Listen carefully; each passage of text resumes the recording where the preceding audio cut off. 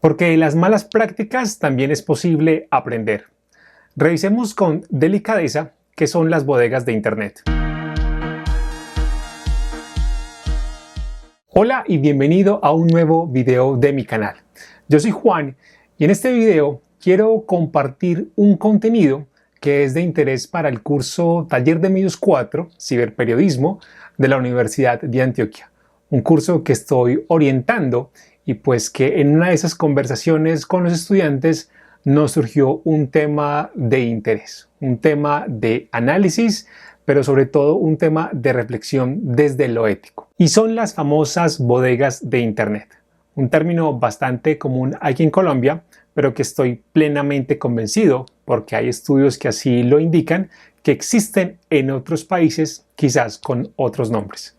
Empecemos entonces con la definición. En un artículo del 2017 se propone una definición para estas bodegas, mejor conocidas en el mundo académico como cibertropas. Y los autores nos proponen que las cibertropas o las tropas cibernéticas se definen como equipos gubernamentales, militares o partidos políticos comprometidos con la manipulación de la opinión pública a través de las redes sociales. Con esto entonces es mucho más claro saber que las bodegas no solamente existen en Colombia, sino que existen a nivel mundial. Y básicamente son efectivamente grupos que no necesariamente son políticos, militares o partidos políticos que buscan cambiar la opinión, que buscan cambiar la tendencia en conversaciones en Internet. En las elecciones presidenciales para Colombia, en el 2010 se presenta el primer momento de las bodegas, que en ese momento no se conocían así, se conocían como los chinomatics. Y chinomatics se refiere a estas personas que en los bolos, en las boleras, se encargan de, digamos, contar cuántos bolos cayeron, cuántos bolos permanecen en pie y dar el marcador. Así entonces este concepto de chinomatics aparece en 2010 aquí en Colombia y se refiere efectivamente a esas personas que a través de las redes sociales, que en ese momento eran blogs, a través de comentarios, intentan cambiar, desviar la opinión pública a favor, en este caso, de un candidato presidencial. Para 2018, el término bodega de una u otra forma se acuña en Colombia porque el político Rodolfo Correa, también abogado y profesor, hace una denuncia a una supuesta bodega del candidato presidencial Gustavo Petro. Según Rodolfo Correa, Petro tenía 300 personas reunidas efectivamente en una bodega con computadores, con celulares, con internet, cambiando, digamos, la discusión que se estaba generando en ese momento. A partir de esa denuncia que realiza Rodolfo Correa en el programa Nos cogió la noche de Cosmovisión, se genera un numeral, un hashtag que se llama La bodega de Petro. El candidato presidencial Gustavo Petro salió entonces a desmentir estas afirmaciones de Rodolfo Correa y en su lugar, a través de su cuenta Twitter, aprovechó ese hashtag, ese numeral, La bodega de Petro y comentó: en la bodega de Petro no somos 300, somos millones. Y esto pues terminó convirtiendo este numeral, la bodega de Petro, en una tendencia a favor del candidato, pues sus simpatizantes comenzaron a comentar en redes sociales mensajes a favor de Petro utilizando este hashtag. Desde entonces, desde inicio del 2018, en Colombia se conocen estos grupos que intentan cambiar la opinión pública como bodegas a partir de esa referencia del señor Rodolfo Correa. Pero digamos en términos técnicos se conocen como cibertropas. Y otro ejemplo, quizás más reciente, se evidencia en una denuncia que presentó el medio de comunicación La Liga contra el Silencio, donde revela conversaciones de un grupo de WhatsApp donde participan personajes del gobierno nacional, del gobierno Duque, y personas afines al partido político Centro Democrático. Este grupo de WhatsApp propone algunos numerales, algunas tendencias, algunos objetivos y desde este sistema de mensajería instantánea se coordinan acciones en las redes sociales. Estos son 3 hitos dentro de la historia de las bodegas en Colombia. En 2010 se empiezan a evidenciar y hasta ahora aún continúan. Y es muy posible que para las próximas elecciones presidenciales en 2022 se creen nuevas bodegas si es que ya no están en ejercicio. Pero, ¿qué es lo que buscan las bodegas? Según el estudio, las bodegas tienen tres objetivos, las bodegas o estas tropas cibernéticas. Esos objetivos son suprimir los derechos fundamentales, desacreditar la oposición política y ahogar las opiniones de los disidentes. Pero eso también lleva otras actividades, es decir, no es solamente publicar contenidos en Internet, hay otras acciones que según este estudio se realizan de manera simultánea. Y estas son acciones de vigilancia, de censura y de amenazas de violencia. ¿Y a quién están dirigidas esas acciones? Esos contenidos en Internet, esa vigilancia, esa censura y esas amenazas de violencia. Pues según el estudio, son los políticos, los partidos políticos, los periodistas y disidentes políticos y en general la sociedad la que es objeto de esos ataques. Con esto vemos entonces que las bodegas, las tropas cibernéticas, no solamente buscan desviar la atención de la opinión pública, también están interesadas en la supresión de los derechos fundamentales, en la desacreditación de la oposición política y en ahogar las opiniones de los disidentes. Ahora miremos qué tipos de bodegas existen. Las hay de tres tipos: las bodegas tipo bots, las tipo cyborgs y las tipo humanos.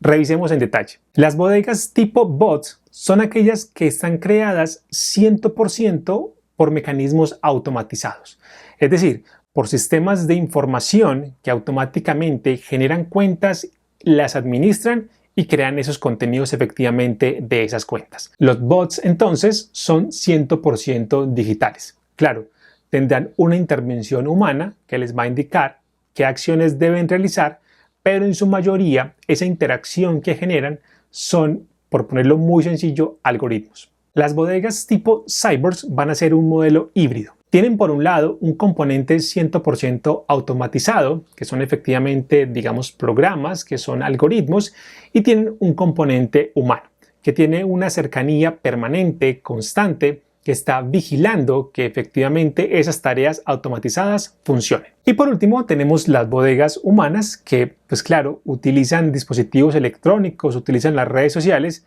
pero que en esencia toda la estrategia, toda la actividad, todos los contenidos, toda la interactividad la realizan personas. Estas bodegas están conformadas en su gran mayoría por grandes influenciadores, por personas que tienen muchos seguidores en las redes sociales que hacen una publicación y ese mensaje tiene mucho impacto. Teniendo claridad en estos tipos de bodegas, los bots, los cyborgs y los humanos, miremos quiénes conforman, quiénes pueden conformar estas bodegas o estas tropas cibernéticas. Según el estudio de la Universidad de Oxford, estas bodegas, estos ejércitos pueden estar conformados efectivamente por agencias de gobierno, que en nuestro caso pueden ser ministerios, pueden ser secretarías de despacho para, digamos, gobiernos locales. También pueden estar conformadas por políticos y por partidos políticos, también como lo revisamos en la definición, incluso por militares, que podría caber dentro de agencias de gobierno. También pueden estar presentes los contratistas privados. El estudio también identifica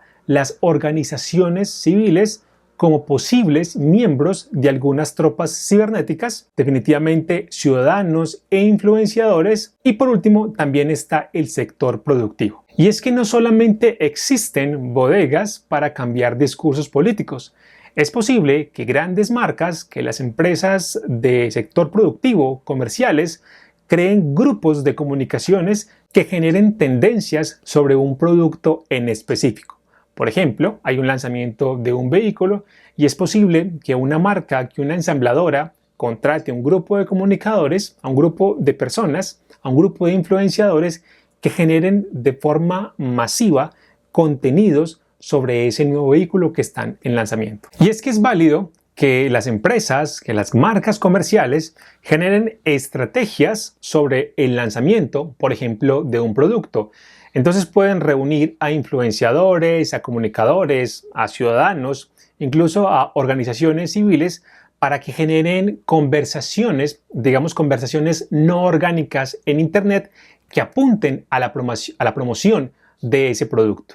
Así entonces, las bodegas no solamente van sobre asuntos políticos. Claro, digamos como que tienen mayor presencia, se hace mayor investigación sobre ese tipo de actividades de orden político, incluso tienen, digamos, mayor visibilidad durante periodos electorales, pero las bodegas pueden ser de cualquier tipo. En este gráfico vemos las principales plataformas que se utilizan para la distribución de mensajes, de ese tipo de mensajes, que lo que buscan es efectivamente atacar un objetivo. Facebook, por tener el mayor número de usuarios activos en el mundo, es pues la plataforma con mayor, digamos, posibilidad de albergar bodegas. También está Twitter, definitivamente Twitter es como esa gran red social política. Tenemos WhatsApp, YouTube e Instagram. Sin embargo, estos datos son del 2019. Es posible que ese mapa se haya reconfigurado un poco, pero básicamente en todas las redes sociales puede haber presencia, hay presencia de tropas cibernéticas. Y además en este gráfico se nos presentan los países donde se han identificado este tipo de tropas cibernéticas y en todos ellos está efectivamente Colombia, también aparece Venezuela, tenemos Argentina y tenemos a Brasil, entre otros países latinoamericanos. Ahora miremos las tácticas, es decir, ¿qué es lo que hace una bodega? Arranquemos por los comentarios, y es que una bodega se puede configurar para generar comentarios positivos sobre una persona, sobre una situación o sobre una marca, pero también para generar comentarios negativos. Y aquí entonces es lo que mencionaba ahora del sector productivo, de las marcas comerciales. Pueden hacer un poco, digamos, de hate, un poco de bullying, por llamarlo así, pero definitivamente esas marcas lo que van a hacer es a crear conversaciones a favor de su producto. Hay otra táctica que es la de focalización, y lo que puede hacer una bodega es contactar a una persona o a un grupo de personas con dos objetivos. Uno es para lograr el convencimiento. Vamos a ponerlo en términos sencillos.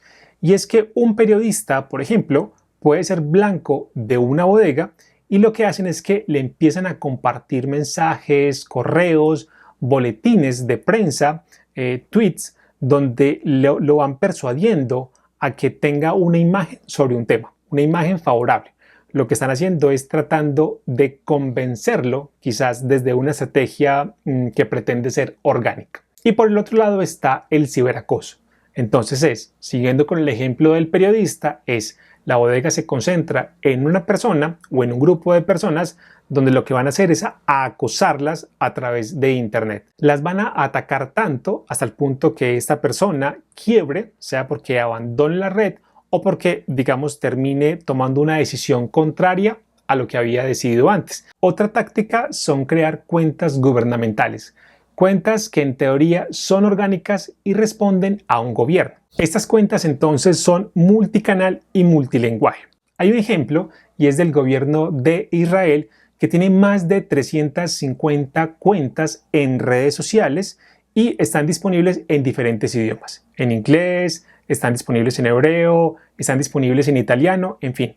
Son cuentas gubernamentales aparentemente orgánicas que lo que están es generando contenidos, gran cantidad de contenidos sobre el gobierno israelí para que efectivamente, digamos, se cree una tendencia se pueda modificar la opinión a nivel mundial sobre un tema de interés en Israel, un tema político de interés en Israel. Y estas cuentas gubernamentales lo que buscan es que algunos ciudadanos se unan a esas cuentas, generen contenidos, repliquen esos contenidos y terminan convirtiéndose como en un ejército de la verdad o también en los llamados conocidos iArmy. Hay otra táctica en las bodegas que son las cuentas y los contenidos falsos, y esto lo revisamos en las bodegas tipo bots. Una de las tácticas puntual se conoce como el astroturfing, y esto se refiere a crear contenidos que en teoría son contenidos genuinos, contenidos que salen, digamos, como de la calle. Para poner un ejemplo, son estos candidatos políticos que salen, digamos, a la calle, se entrevistan con ciudadanos, hablan con ciudadanos, pero que todo esto está en el marco de una actuación. Esto es totalmente ficticio, pero a través, digamos, del teatro, a través de esa teatralidad, lo que buscan es generar un contenido orgánico, dar la apariencia de que es un contenido orgánico, de que es un contenido genuino, que efectivamente hay un contacto del político con la sociedad. El término astroturfing viene de una marca de césped artificial de los Estados Unidos. Es césped artificial, es decir, no es real. Entonces, efectivamente, cuando hacemos campañas de astroturfing, es llevar al candidato a un supuesto contacto con la sociedad, pero es totalmente falso. Es una obra de teatro. Y también tenemos las cuentas falsas, que lo que buscan es simular un comportamiento humano. Entonces, estas cuentas de cuando en cuando publican contenidos aparentemente normal, fotos de viajes, fotos de restaurantes, pero su gran contenido se enfoca en temas políticos, por dar un ejemplo, o en temas, digamos, que están atacando a través de hashtag una conversación en Internet. Otra táctica de las bodegas son efectivamente la creación de contenidos. Para ello entonces utilizan los blogs, las redes sociales, incluso crean medios de comunicación alternativos donde empiezan a crear contenidos sobre ese, digamos, objetivo que están atacando. La creación de contenidos, digamos, es la tarea que más trabajo exige, pero que definitivamente obtiene mayores logros porque termina siendo de una u otra forma algo más orgánico, más creíble por la audiencia. Y la última táctica son las tendencias. Y uno es con la creación de tendencias, entonces efectivamente es identificar cuál va a ser el hashtag, cuál va a ser el tema que vamos a proponer, que vamos a empezar a conversar de manera masiva. Y el otro tiene que ver con el tema del envenenamiento. ¿Y esto de qué va? Trata de que si hay una tendencia que está hablando sobre un tema, entonces esta bodega lo que empieza es a crear contenido que no tiene nada que ver con esa tendencia, pero se aprovecha de ese hashtag, de ese numeral. Entonces lo que termina haciendo es que esa conversación, ese hilo, pues termina mezclado con temas que no están relacionados. Para poner un ejemplo de envenenamiento de hashtag, y aquí simplemente lo que quiero hacer es ponerlo en términos técnicos, no quiero dar una opinión. Cuando el gobierno o los partidos de gobierno empezaban a crear discusiones en Twitter, digamos, en contra del paro, salía un grupo de tuiteros, no necesariamente una bodega, ¿sí? Pero digamos era un grupo de tuiteros que empezaban a generar contenidos sobre el K-pop, sobre los BTS, sobre estos grupos, digamos, de música asiáticos, japoneses, y pues entonces lo que terminaban haciendo era que hashtag, por ejemplo, como yo apoyo a la policía, por dar un ejemplo, terminaba teniendo, digamos, fragmentos o GIF de videos musicales. Entonces esto efectivamente, pues digamos, terminaba envenenando esa conversación. Si uno seguía ese numeral, terminaba viendo cualquier cantidad de contenidos que nada que ver. Esto va sobre envenenar tendencias. Para ir terminando, miremos cómo podemos detectar una cuenta falsa, cómo podemos detectar un bot. El periódico El País de España nos propone algunos puntos de revisión. El primero es la fotografía, y es que normalmente las cuentas falsas no hacen ese cambio de fotografía, dejan la imagen por defecto. O algunos utilizan fotos bastante cuidadas, bastante retocadas, que terminan siendo recortes, por ejemplo, de modelos en Internet. El otro punto tiene que ver con el nombre de usuario. Es común que hoy día ingresemos a una red social a crear un perfil y ese nombre de usuario ya existe. El nombre Juan.Morales ya existe. La plataforma nos propone un nombre que lleva anexos unos números, pero normalmente las personas se toman el trabajo de, digamos, buscar otro nombre de usuario que no tenga tantos números. En el caso de crear cuentas falsas a través de bots, este procedimiento no lo tienen presente y simplemente crean cuentas con cualquier nombre de usuario en letras y luego un montón de números. Aquí puede ser un indicio de que esa cuenta es falsa. Otro indicio es la antigüedad de la cuenta. Normalmente estas cuentas son cercanas a periodos electorales. Entonces aquí puede ser sospecha de que efectivamente esa cuenta es un bot. Una cuarta consideración puede ser esa diferencia entre el número de seguidores y el número de personas seguidas. Normalmente las cuentas falsas tienen un gran número de cuentas a las que están siguiendo, pero pocos seguidores. Otra consideración está en el cambio de nombre, y es que esa cuenta ha cambiado de nombre durante su historia en la red social. Y aquí quiero traer un caso bastante cercano. Se trata de una compañera, de una colega, que creó una cuenta en Instagram donde logró muchísimos seguidores, pero con contenido propio de ella. Una vez logró más de 10.000 seguidores, vendió esta cuenta a una marca de dispositivos electrónicos, y esta marca luego, cambió el nombre de usuario, borró todo el contenido y empezó a publicar información sobre la marca. De una u otra forma, esto es una mala práctica, es una cuenta falsa para esos seguidores. Pues yo estaba siguiendo, a una persona que generaba un contenido específico, pero de un momento a otro esta cuenta que yo estaba siguiendo cambió de nombre y cambió de contenido, y pues empieza, a invadir mi muro con publicaciones que no son de interés. Entonces también podría considerarse, como una técnica, una táctica de las bodegas. Efectivamente, comprar cuentas que tienen gran, cantidad de usuarios que los están siguiendo, cambiar el nombre de usuario y cambiar los contenidos. Y por último, hay servicios, hay herramientas en Internet que permiten realizar una auditoría a diferentes perfiles. Sin embargo, esas herramientas no son 100% confiables, pues cuando hacen el análisis solamente toman, como que un fragmento, una muestra de todo su universo de seguidores. Entonces es posible que esos datos no sean 100% fiables. La mejor auditoría es la que realizan directamente las redes sociales, las que realiza Facebook, Twitter, Instagram, en fin, porque ellos tienen todo el consolidado de esos seguidores que van a revisar cuáles son fake y cuáles son reales. Ahora, es posible desde lo político, desde las políticas de redes sociales, crear unas bodegas. Desde lo ético, en clase reflexionamos que no es viable, no es el tipo de comportamiento de un periodista, de un comunicador. Pero revisemos qué dice la política de Twitter al respecto. Aquí se estaba presentando qué es lo que no podemos realizar dentro de Twitter. Y al final hay una lista con 4 elementos que quiero leer textualmente. Dice, hay muchas formas de manipular la plataforma y nuestras reglas están destinadas a contrarrestar una gran variedad de comportamientos prohibidos. Por ejemplo, spam con fines comerciales, y aquí es lo que mencionaba ahora de las marcas, de esas empresas productivas. Continúo, que dicen que generalmente apuntan a desviar el tráfico o la atención de una conversación en Twitter hacia otras cuentas, sitios web, productos, servicios o iniciativas. Ese tipo de actividades entonces no está permitida en Twitter. Segundo ejemplo, dice interacciones falsas que apuntan a hacer que las cuentas o los contenidos parezcan más populares o activos de lo que realmente son.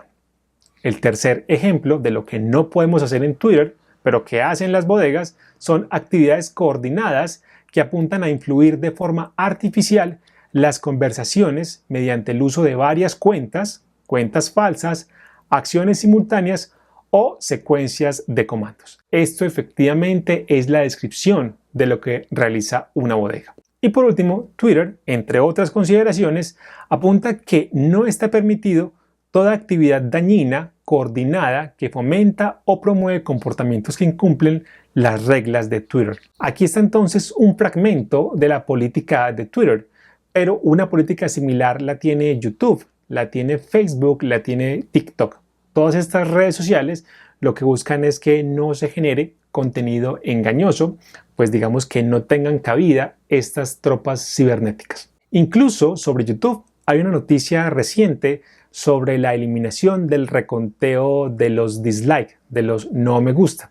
Y esto responde, según YouTube, efectivamente, a acciones coordinadas que lo que buscaban era generar una mayor cantidad de dislike sobre creadores pequeños. Entonces, lo que decidió YouTube, al menos a la fecha, es retirar ese reconteo de los dislike. Esperemos a ver cómo se comportan los comentarios de YouTube en relación a esos posibles ataques de grupos coordinados que lo que buscan es atentar, contra esos pequeños creadores de contenido. Y ya para finalizar, más allá de crear una receta para crear bodegas, quiero presentar algunos elementos que permiten identificar cómo crearla, pero simplemente partiendo desde la reflexión académica y cómo podemos extrapolar estas consideraciones para una, estrategia comunicativa real, lícita. Miremos. La primera consideración tiene que ver con los usuarios. Vamos entonces en esa bodega o en ese grupo, en esa tropa cibernética, a tener usuarios reales o vamos a tener usuarios falsos. Usuarios reales van a ser esas personas que tienen bastantes seguidores, que son influenciadores. Esto ya lo revisamos anteriormente. Y los usuarios falsos son efectivamente esas cuentas tipo bots que si requieren administración para el tipo cyborgs, según los cálculos, una persona, un humano, puede administrar entre 20 y 30 cuentas. La otra consideración tiene que ver con la jerarquía de esa bodega, y es que efectivamente debe haber una línea de mando. Van a haber unos estrategas que son los que definen cuáles van a ser las tendencias, cuáles van a ser los temas, cuáles van a ser los objetivos que van a atacar. Esos estrategas se apoyan en moderadores, que son los que, digamos, de una u otra forma van a revisar cuál es el trabajo que se está haciendo y cómo vuelven más tangible esa estrategia. Y por último están los replicadores, que son efectivamente esa primera línea, por llamarlo así, esa tropa que se va a encargar de crear todos esos contenidos y de estar retuiteando, dejando comentarios, etc. Digamos que es como una pirámide. Son menos estrategas, un poco más los moderadores, pero los replicadores son efectivamente todo ese batallón que va a crear contenidos para Internet. También tenemos que tener presente el tema de los contenidos. Si vamos a generar un contenido de una u otra forma que parezca natural, que parezca orgánico, podemos crear contenidos de los tipos memes, del tipo deepfake, y también podemos crear contenidos que lo que van a hacer es incitar directamente al odio, a la violencia, que entonces lo que estamos creando son usuarios tipo trolls o tipo haters. La cuarta consideración va sobre las plataformas y es en qué terreno se va a mover esa tropa cibernética. Tenemos entonces Facebook, WhatsApp, Twitter, TikTok, Instagram. Tenemos los medios de comunicación, grandes medios de comunicación, la creación de medios alternativos, y esto lo podemos hacer a través de los comentarios. Podemos hacer, digamos, acciones, atacar medios de comunicación, atacar tendencias, conversaciones a partir de los comentarios que permiten los blogs o los medios de comunicación en general. Y pues efectivamente también está ahí el tema de creación de blogs o ataque efectivamente a esos blogs. Otra consideración tiene que ver con la nube de etiquetas, y es que esos estrategas y esos moderadores van a identificar cuáles son esos temas y cuáles son las etiquetas, los hashtags que van a intentar posicionar. Aquí es como llegar a un común acuerdo para que los replicadores los utilicen y pues efectivamente se creen esas tendencias. En el informe periodístico que presentaba la Liga contra el Silencio, se indicaba que la bodega uribista proponía iniciar tendencias a las 6 de la mañana. Y es decir, aprovechando que no hay mucha conversación en Internet, es como comenzar toda esa bodega a empezar a utilizar hashtag, a utilizar temas para lograr posicionarlos en el transcurso de la mañana y pues efectivamente entrar en la agenda de contenidos de los medios de comunicación en la mañana y al mediodía. Y también indicar pues que al menos para Colombia con poco más de 1000 tweets ya se es tendencia. Y la última consideración, pero que es mucho más profunda, incluso que da para otro video, tiene que ver con ese tema del discurso. Y el discurso lo que puede apuntar es a distracción. Por ejemplo, es efectivamente crear un contenido ajeno al tema de interés nacional, al tema de interés, digamos, territorial. Y esto lo podemos pensar, pongo un ejemplo para el caso de Colombia, lo que pasó con la toma del Palacio de Justicia. Y entonces, ¿qué es lo que hizo en su momento, digamos, el gobierno? Transmitió un partido de fútbol. Entonces, lo que se está es generando un contenido diferente para que las personas se distraigan de ese tema de interés nacional. Otra arista del discurso es crear problemas, es inventar problemas y pues después dar unas soluciones. Otro asunto tiene que ver con lo emocional. Y es crear contenidos que apuntan directamente a las emociones, a las sensaciones y renuncian a lo racional. Las bodegas también pueden considerar mantener a la audiencia sumergida dentro de la ignorancia. No les va a interesar formar, simplemente lo que les va a interesar es hablarles en un lenguaje muy sencillo, como si fueran niños, como si fueran bebés, y mantenerlos sumergidos en esa ignorancia. Y a partir de eso genera problemas. Otra técnica que también pueden utilizar las bodegas es hacer sentir a las personas que está bien ser mediocre, que está bien ser grosero. Esta es una posibilidad. Es decir, Todas estas son técnicas que pueden utilizar las bodegas para crear contenidos. Y por último está la técnica de hacer sentir a las personas culpables de lo que está sucediendo, y pues de una u otra forma esto lo que hace es alejarlas de esa rebelión, ¿sí? De esa, digamos, emancipación de las personas.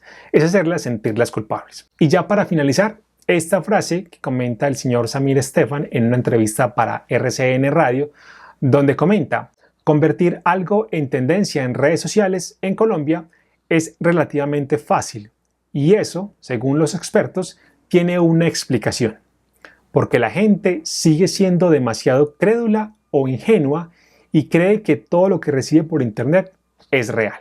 Mientras que nosotros no tengamos educación, mientras que nosotros no tengamos criterio, vamos a ser carne de cañón para las bodegas. Desde que creamos que todo lo que aparece en internet es real y no contrastamos fuentes, no verificamos las fuentes, pues definitivamente, digamos, va a haber mucho tiempo para las bodegas. Y bien, hicimos un recorrido por las bodegas. Vimos qué son, de qué tipos, quiénes las conforman, cuáles son sus tácticas, cuáles son sus objetivos, en qué plataformas o en qué terreno, digamos, se mueven estas tropas cibernéticas. Este contenido es de carácter educativo y tributa al curso Taller de Medios 4, al curso de ciberperiodismo de la Universidad de Antioquia. Hacer la claridad que este tipo de actividades van en contravía a políticas tanto gubernamentales como políticas de las plataformas digitales, y por supuesto exige una reflexión ética sobre este tipo de comportamientos. Espero que este video haya sido de gran utilidad. Si fue así, te invito a que des clic en me gusta, a que lo compartas y a que te suscribas al canal. Cualquier inquietud que tengas sobre este contenido o sobre el ciberperiodismo, te invito a que lo dejes aquí en la caja de comentarios, que voy a estar atento para que conversemos. Aquí abajo te dejo un video recomendado también sobre ciberperiodismo, te invito a que lo revises, y aquí hay un botón de suscribirse. Nos vemos en el próximo video.